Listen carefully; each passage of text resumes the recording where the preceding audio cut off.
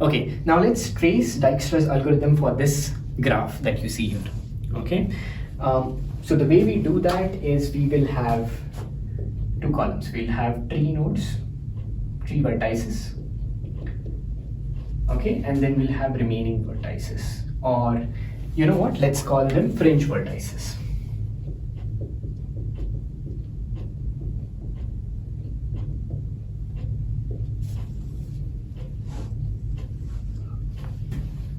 Okay, our source node in this case would be A. So let's start from A, right? So the tree is initialized with the source node.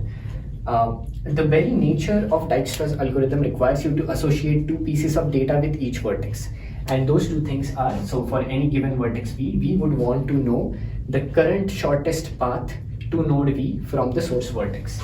Let's call that D. And we also want to record the penultimate vertex in this shortest path, right? So let's call that U. So U is our penultimate vertex in the shortest path, and D is the sum of the shortest path. Okay. So that's how we're going to record each of the vertices. So for A, it starts with A, so there's nothing before A, and the sum to reach A from A is 0, right? So we start like that. So with looking at A, now we will look at the fringe vertices. So B is away from A by a weight of 3. C is not reachable, so we are going to represent it as like this. Dash for the penultimate and infinity for the weight, right? Similar to what we did in Prim's algorithm. For D, we would look at that and we'll find that it's A, 7. For E, it's same as C. Okay. Now we look at these are the minimum weights that we have calculated based on the tree vertex, and now we will look at the lowest of them. So lowest of them is B. So let's add that to the tree. So our tree now looks like this. Now let's look at the vertices that are adjacent to these two, right? So the fringe vertices, let's look at that. So from B, you can reach C with a path weight of 3 plus 4, right? So B itself you can reach in 3, and then C with 4, that becomes C can be reached from B with a weight of 7. The reason we wrote this here, because the previous computed sum was infinity, so this is much lower than that, so we updated with the newer weight. Let's do that for D as well, right? So for D, you can either go from A with a path weight of 7, or you can go through B with a weight of 5, right? So you write that. So you write D from B with a weight of 5. Then for E is again not reachable, so we will write dash infinity. The lowest of them is again D, so you add that into the tree, right? Now considering A, B and D, we look at C and E, right? So C is reachable from B with a weight of 7. C is also reachable from D with a weight of 5 plus 5, which is 10. So which one is lower? So we CB7 is lower, so we retain that. For E, you can reach from D with a weight of 5 plus 4, 9, or you can, I think that's the only way to reach, right? So we are going to write that. So E from D with a weight of 9.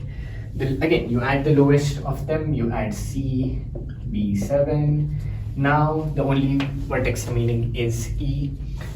You can reach E from D with a weight of 9, or you can reach E from C with a weight of 6 plus 7, 13. So 13 is higher than 9, so we retain the same one, which is D9, and we add that to the tree, and you have ED9. So this shortest path subtree that is formed out of this Dijkstra's algorithm is on the left hand side, right? So we can quickly draw that and look at how it looks. So from A, you first went to B with a weight of 3. Then from B, C is added, right? And the weight is 4. So total path weight is 7.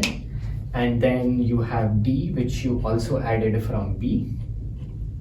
Weight is 2. path weight is 5. Then you have E, which you added from D, and weight is 4, and path weight is 3, 2, 4, which is 9, right? So from this is what you get. This is the shortest path subtree, right? But we still need to find the shortest paths. The way you do that is you can trace backwards. You can pick any vertex, right? So what is the shortest? Let's compute the shortest path for C, right? So for C, you can come to C from B, right? So for C, let me write it here, shortest path, C. Okay, from C you come through B, you come through A. Okay, and the weight is right here, so the weight is going to be 7. Okay, so similarly for E also you can compute. For E you come through D, so you're going to write E. How did you come to E? Through D. How did you come to D? Through B, right? And then how did you come to B? Through A. What is the sum? The sum is going to be 9. Right? So this is how you can use Dijkstra's algorithm to compute the shortest path to all the vertices of the graph from the same source vertex, which is A in our case. Let's quickly talk about the time complexity for Dijkstra's algorithm. Right? So you can see that what we are doing here is mostly a priority queue, right? So we are trying to, the priority is based on the sum of the edge weights. So that is the total sum of the path, right? So based on that, using that as the priority, we are picking out the lowest ones. So what is the complexity of Dijkstra's algorithm will depend on the data structures we use to implement Dijkstra's algorithm. So an efficient way of implementing a priority queue is through a min heap, right? And all the addition, deletion operations in a min heap happen with the time complexity of log V, where V is the number of vertices within that min heap, right? So all of these actions happen in log V